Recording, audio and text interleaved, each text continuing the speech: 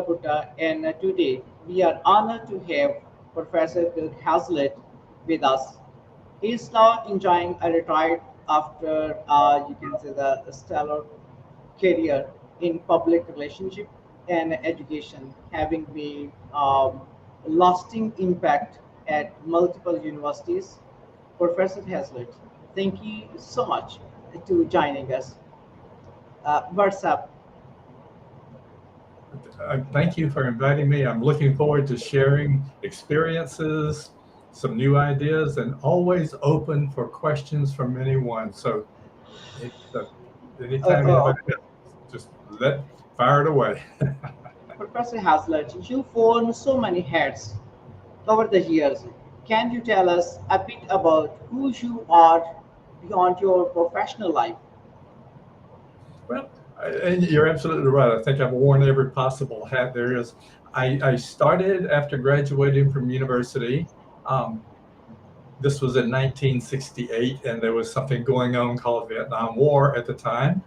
And I really wasn't anxious to go to Vietnam, so I joined the United States Air Force, thinking I don't know how to fly an airplane, so the Air Force is a good place I can work. Well, during my basic training, I was called for an interview, and it was a group of people that were looking for basic trainees like myself who had degrees in English or education to teach English as a second language. And I thought that was wonderful because I have a degree in English, although it's British literature. Then I thought to ask a question, and this is something I tell my students all the time, is be sure to follow up with questions. Where will I be teaching English? Oh, Vietnam. Good. So that's where we started. I went to Vietnam. I taught English for the 2 years.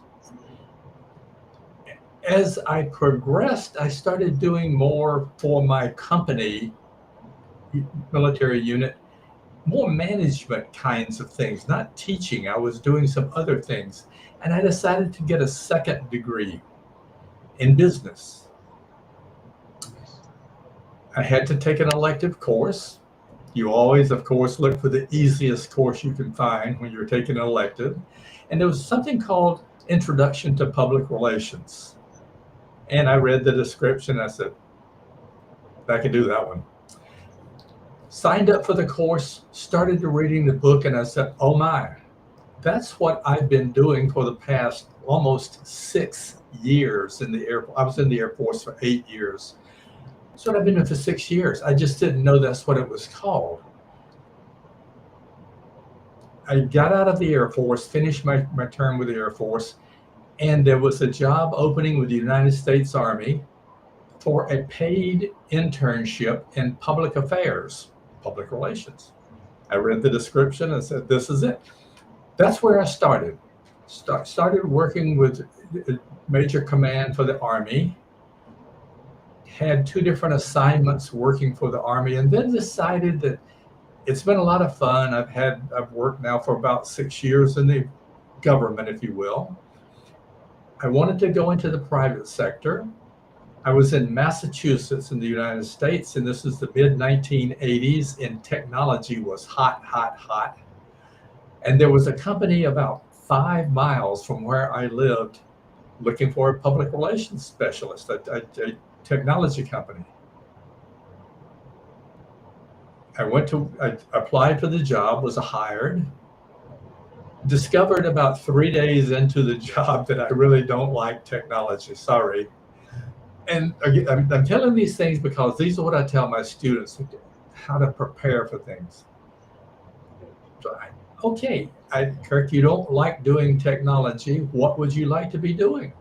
I looked around, and coincidentally, a company, a nonprofit organization in Boston was looking for a public relations director.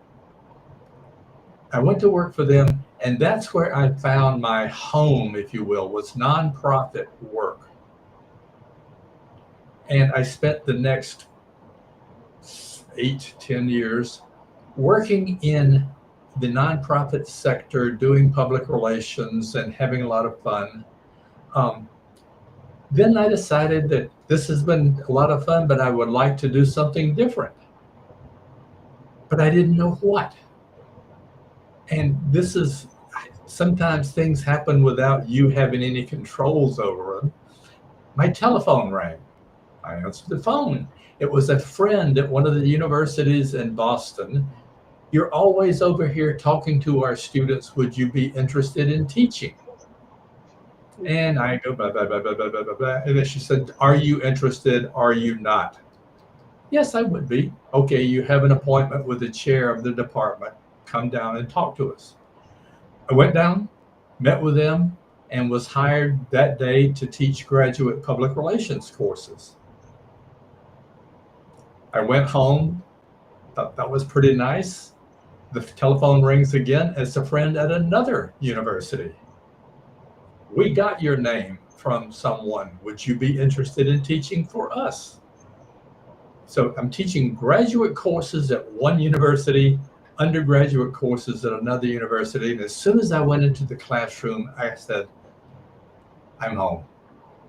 This is where I want to be. Now, what I'm doing here is I'm bringing government, nonprofit, technology, all of the experience from the real world into the classroom to help you, the students, prepare for your futures. So that's a long description there of what I've done, but did it all, and absolutely for the last, thank you Facebook for reminding me several years ago that I had been teaching for 15 years. That was 5 years ago. So obviously I found my second calling, but you have to figure out where you want to go. I tell a story all the time, but then I'll stop talking. One of my favorite books is Alice in Wonderland. And Alice is walking down the road through the forest, and she comes to a fork in the road. And she looks up in the tree, there's a Cheshire cat. She said, Cheshire Puss, which fork should I take? And the cat looks at her and says, well, it depends very much on where you want to go. Well, it doesn't really matter. Then either fork will take you there. I tell my students that because this is what you do. Figure out where you want to go.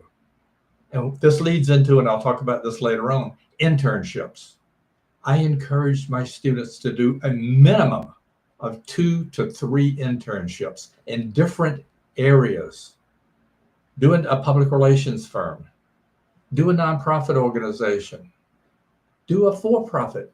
Which one of these feels best for you? Which one works the best? If that's it, then that's the fork in the road you're going to take.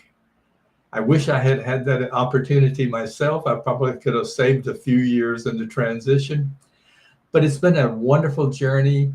I'm now sitting back, theoretically retired, and sharing stories with students and others anytime they want to hear.